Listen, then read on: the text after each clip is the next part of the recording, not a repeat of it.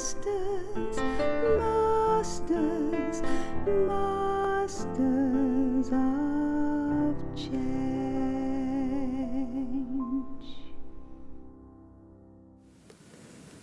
Hello there. Welcome to Masters of Change. My name is Kim Cuneo and I'm the head of music at the Australian National University, and I'm here with my good friend Charlie Hogg. Charlie is the director of the Brahma Kumaris here in Australia. Welcome again, Charlie. Great to be here again, Kim. Now we're having a series of I think they're quite strong discussions at the moment on karma. So I'd like to ask a little revision. What is karma? Karma means action, and in this context it's really that I, the soul, perform action through the organs of my body, and I receive the fruit of whatever actions I perform. And it's almost like in the Gita it says something like, I am a soul, but I perform actions through this body and I will reap the fruit of these actions. And that's really one of the most profound wisdoms of life. So what you're saying is that no matter who we are subject to the same laws, the same deep spiritual laws, just as in whatever country we live in, there were material laws that govern that country. Yeah, and that's a wonderful thing, isn't it, Kim? That the law of karma doesn't favour anybody. The law of karma is the same for all of us. So when we understand these deep truths about karma, we have a sort of a framework to build a very good life. If I really understand that my future is really in my hands. Charlie, so what I'd like to start with today is one of the, maybe it's a little bit testy for people, it's karma and relationships. Because it seems like we've already talked a bit in previous episodes about karma and our own health, which is very confronting at times, the fact that we might have a role to play in our own health. But it seems like karma and our relationships is a very profound interaction. It really is, Kim. And I mean, I think, the big question often in life is why things happen. Like, why was I born in this country? Why are some people born and they're adopted by others? Why are some people born and brought up by their grandparents? Why are some people born into a family, they're the only child, and others with 10 brothers and sisters? There's a reason for absolutely everything. And when I grew up, some of my friends were brought up by their grandparents, and I would say from a karmic perspective, it's almost like the grandparents had a stronger connection with the grandchildren than even the parents. So it's not just random. It's not that it just happens. There's a story behind, a reason behind everything that happens in life.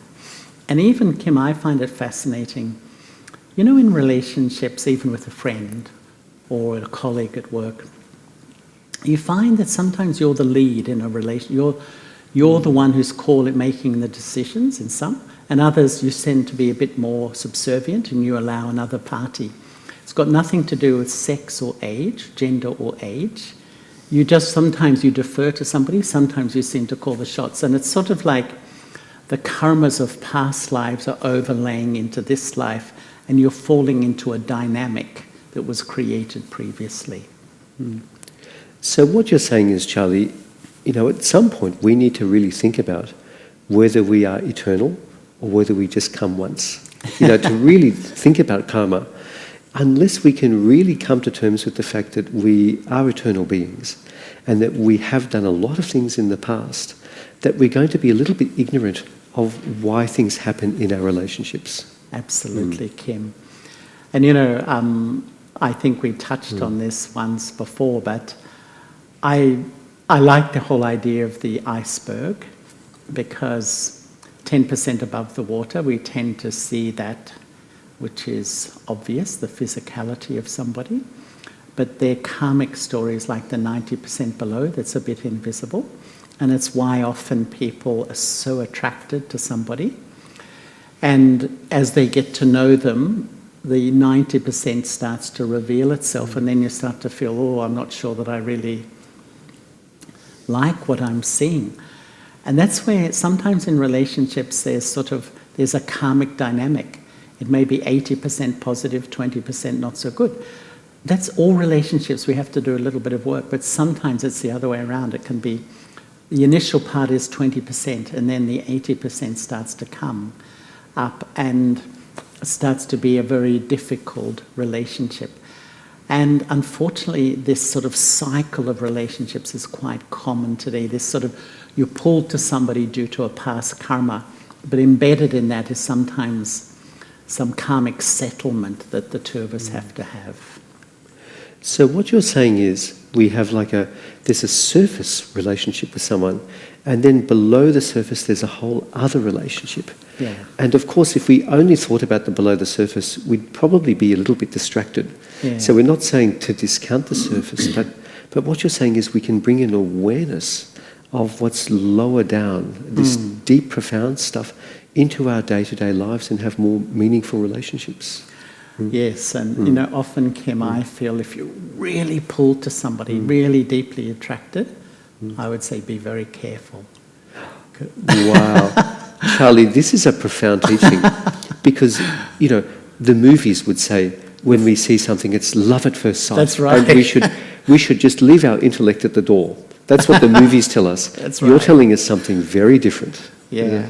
If you really put like that, I'd say in the spiritual world, it's karma at first sight. Yes. The karmic account is. And it's so, we don't realize these dynamics. So you're so pulled to somebody, and in time that can take on a different dynamic. As you get to know the person, this is often what happens. And today, unfortunately, people sort of so-called fall in love. And then the karmic dynamics go negative. And that's a lot of hurt and pain, which is totally understandable. They fall in love again, the same thing happens, they fall in love. We don't really learn the lessons that, in a way, often to have a really productive, mutually loving, independent relationship, I have to heal myself first, because often the foundation is I'm looking to you to supplement all the things I lack. And that's a very dangerous beginning to a relationship. Charlie, I think I understand that, and it opens up something very big for me, because it's like, well, really, not only do we need to sort of heal ourselves to be better placed for relationships, on some level we need to work out what the number one relationship in our life is in order to have more meaningful relationships. What is that relationship, Charlie? Well, as you and I have been talking a lot, the number one relationship now is the relationship with God. And it's a karmic-free relationship, Kim. And what is so extraordinary about this, it's a real relationship. It's not just I'm believing in some sort of philosophical concept. No, I'm in a living relationship with a living being, and it's a permanent relationship. And what happens is that the more I understand and develop this relationship, I start to these karmic-free feelings start to develop with others too. So we can be really close and loving, and yet all the stuff of this karmic debt and obligation. Karma is a lot about, when you feel with some relationships, you feel so obliged always that you have to behave in the way they want you to. That's not that healthy, really. A true karmic-free relationship is deep love but freedom. You can be who you are without obligation. Now, that doesn't mean I want to help you, cooperate with you. I love you because I want to do things for you. But when obligation kicks in, that's also you feel a bit confined and controlled. Yes, Charlie, when you were speaking, I was thinking about the fact that God is calling us. Yeah. And I don't want to say it in the language of normal religions, because that's almost too easy. It's like God calls us and then we become a fundamentalist or something. But there is a subtle voice, isn't there? It's like the subtle sacred thread between us and God, and it's never gone away. But by meditating, that can be renewed, can't Absolutely. it? And I think, Kim, the way you just described it, when it's renewed, you look through a whole different filter towards your karmas. And you really begin to sort of see, where I want to do good karma, where I don't. I'm more careful. I'm more considered about the actions I'm performing because I don't want to come into bondage anymore. All the bondages I have to people and situations in the past are my creation. So I'm now deciding, okay, I want to deal with that. That's my responsibility, but I'm not going to create any more bondages in my life. And this is when I come close to God, the feeling of that freedom, the feeling of that love, it sort of almost intuitively helps me deal with all the karmic stuff which is going on in our world at the moment. Charlie, I have a question for you. What is the role of detachment in making sense of all of this? It seems to me this is an important skill to exercise. Huge. It's absolutely huge, Kim. Because I think detachment, in a way, gives you an incredible objectivity as to know what action I need to perform at what time. Because, sometimes I think it's like you're presented with a whole lot of data. And you're with a group of people, you can see someone's a bit sensitive, someone's feeling a bit emotional, someone's got a strong opinion, You've got all this data, like in a family or a workplace. Now, how do I respond? The more I'm detached, I can objectively see what is the best course of action, what is the right karma. And a karma is your attitude as well as your action as well. Otherwise, we get emotional because this one's dominating the meeting and I hit back and then I start to increase a karmic dynamic with that individual. And unfortunately, if people don't really understand this, they want to get their way, so this karmic tussle begins with another individual. It seems, Charlie, that, you have a very special life because, essentially you have renounced a lot of worldly living, but most of our listeners will be in families. Let's be really clear. And if we're in a family, we have a significant relationship with our husband or wife, don't we? And it seems like a lot of karmic accounts play out through that relationship. Kim, it's just absolutely huge. And I must admit that my heart feels a lot of compassion because, what is the beauty of life? It's love and sharing. We all need love. And sometimes in these relationships, both parties are so desperate for a need for love and belonging and respect, and the opposite is happening because this karmic. We get into this karmic cycle of disrespect, insult, defamation, and we can't get out of this karmic quagmire we build. And so, we may live together, but it's a really unhappy experience. And unfortunately, that's more common than not, as most of us know. But I have really seen when even couples start to meditate together and start to see each other as souls and give respect to each other, it doesn't happen overnight, but the karmic dynamic seems to change. And we start to sort of see the beauty in the other, and even that vision the other starts to respond differently. So with the power of our spirituality, we're changing a dynamic from a very negative. It may take a little time to improve, but it ultimately can go to a very positive karmic dynamic, and I've seen it happen.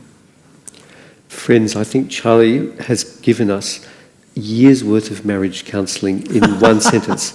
And jokes aside, what he's saying is so profound and so beautiful, which is that over time we become aware that we have become more body conscious. But it is so easy to project that body consciousness onto our main partner in life.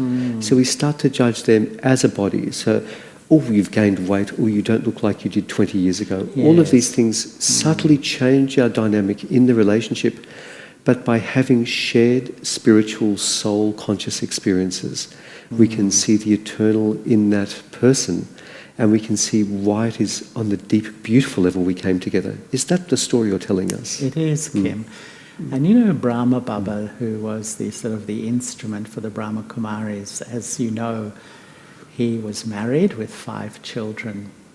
And when he really deeply had the profound realization, I'm an eternal soul, but so is his wife too. You know, he really went into such a deep self-reflection, would even write thousands of times. His wife's name was Jesu. Jesu is a soul. Because he realized that to really have that ultimate respect for her, he had to change himself and his vision and really change the dynamic from a karmic connection to more of a soul connection. And really, I think it's an interesting thing. I think true love begins to flow. Because before it was more dependent love. There was a need there. But when you sort of remove that, the flow of real love, the feelings of valuing you, respecting you, really actually fills the heart a lot more than that dependent love. It seems like, I don't want to be too dismissive, but of course when we start relationships, for most of us in various societies, there's a strong element of physical attraction. Yeah. And, you've spoken so beautifully in a number of our discussions that inevitably that goes away, no matter how beautiful the person is physically, because we become familiar. Yeah. So really what you're saying is, no matter what we believe, if we want our fundamental relationship to last, we need to see that person as our equal. And the only way we can do that is to see them as a soul.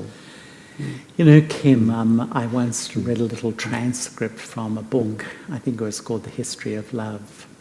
And the author was saying that those romantic feelings that you just described only last 6 or 8 months, a year. And then love takes on different dimensions. But unfortunately today, some people feel unless you're in that sort of romantic, head over heels feeling you're not in love.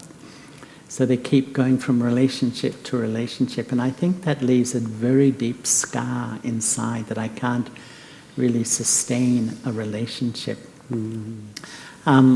Because love takes on these deeper dimensions of valuing the other. And really, when I can see the other as a soul, I think that, to me, that's probably the highest vision you can give to another person, to value them as an equal, as a soul, and not my husband, my wife, my this, my that. All that possession and ownership is very destructive to the beauty of relationships. Now, Charlie, this is a silly question, but I'm going to ask it. Does this also apply to our children and our parents?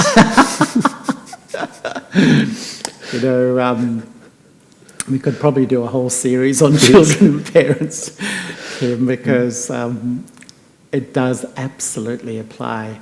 And, you know, I remember one mother I was teaching a meditation course to, and she had 3 children. And as a mother, you know, you love all your children, they're your children.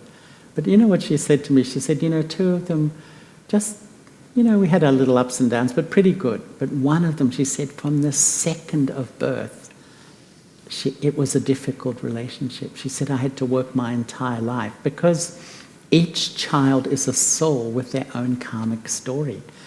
And what I've seen, Kim, is that sometimes a child is not a happy child.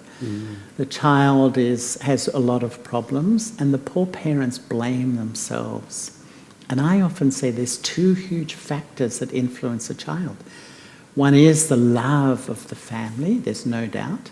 But second is that karmic story they're bringing with them. And sometimes that is so powerful, even in a really good family, that karmic story doesn't heal, and the soul is still quite disturbed. And I can remember growing up, so many times I saw that in the families around me. Charlie, this is a spiritual variation of nature versus nurture, isn't it? It is. You know, so we could have a very similar conversation with the language of science to say, is this our genes that are expressing who we are in life, or is it how we are brought up? And even the scientists now talk about this notion of epigenetics, that, you know, we could have the same genes as someone else, but for some reason, there's some inexplicable reason why this gene is expressed or not expressed in our life, whereas someone else could have exactly the same, they could be an identical twin, but their genes will express differently through life. It's fascinating, isn't it? It is, Kim. I mean, if you ask any parent, you know, the same parents, they eat the same food, they live in the same household. The personalities are diametrically opposed, sometimes even twins. One of them's a complete extrovert, one of them's an introvert, one of them's this, one of them's that, because the soul carries its own karmic story. And that's why I often say to parents, you're like a trustee. You've created a body, and it's a beautiful thing to house a precious soul on their story, on their journey. So what I need to do is give them as much love and care for them to grow as much as possible. But you did not create the soul. You provided the body for that soul to express their beauty through. And when I really realized that, I won't blame myself, because I've seen a lot of parents try so hard and yet the children remain unhappy or whatever, and the parents just feel so burdened by that. This is I think a very healing teaching you've given us, Charlie, because, I'm a parent and I've experienced exactly what you said. If my child does something wrong, and every child does something wrong because that's how they learn, we feel personally responsible, And you're saying to us, on some level, we have to trust the journey of that soul. We do. And if they do something wrong, we do not condone the action, we do not support the action, but neither is it our action. That's right? That's right. That's right. We need to, observe it and learn from it too, but we shouldn't feel heavy about it. But that's the way we're brought up, that, this identification, it's my family, it's my child. And unfortunately, a lot of parents can live through their children, as you know, Kim. Oh, my children's are wonderful, got 100 in the exams and things like that. So they take on the successes and they have a little bit of arrogance, perhaps. But when the failures come, they feel very hurt and unhappy about those too. Charlie, I've loved this discussion, but we do something in all our meetings, which is we talk and we use our intellects and we get our minds very active, and then we do the most important bit, which is to go into the deepest self. Can you take us on a journey to process this profound teaching we've had today?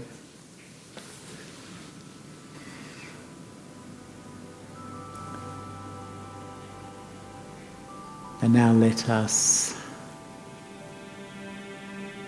change the speed of our conversation, because now we turn the theory into experience. It's meditation that helps us apply what we learn.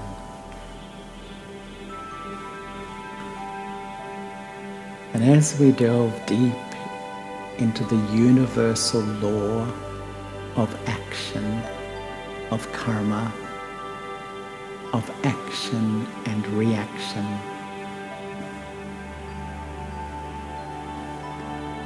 and beginning to understand very deeply, there's a reason for absolutely everything.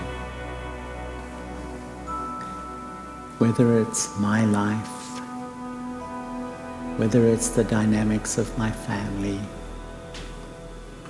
or even the situations in our world, the past overlays and creates the present, and the present then creates the future.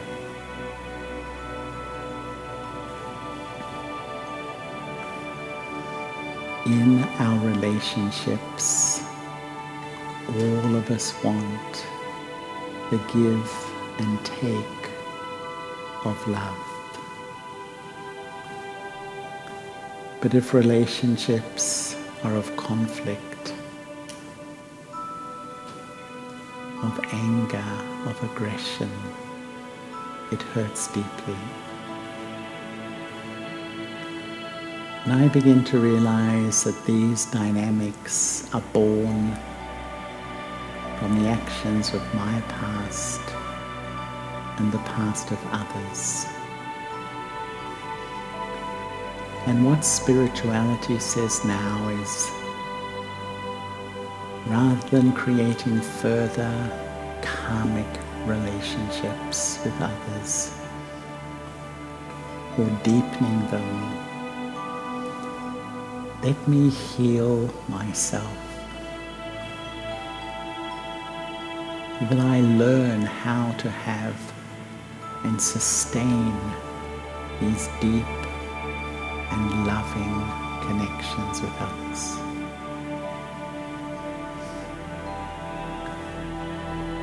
How do I learn? By first experiencing a relationship with God. Not just a belief, but a real living relationship.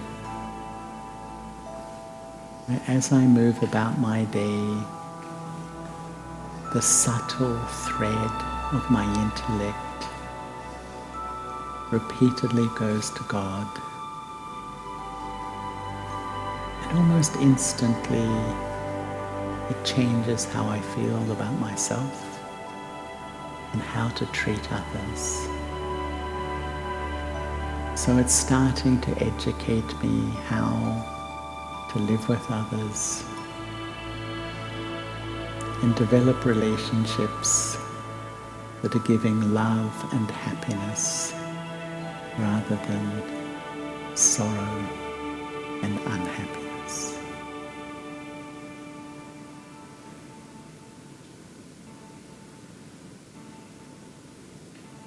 Om Shanti.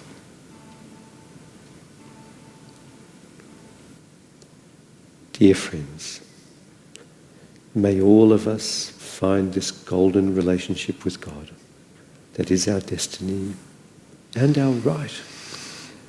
May all of us take this understanding into our relationships with our husbands or wives or partners, our children, our parents, our colleagues, even those we just meet on the journey. May all of us sustain and nourish ourselves on this journey and be peaceful. As Charlie said, Om Shanti. Thank you, Charlie, for a beautiful conversation. Wonderful, Kim. Thanks again.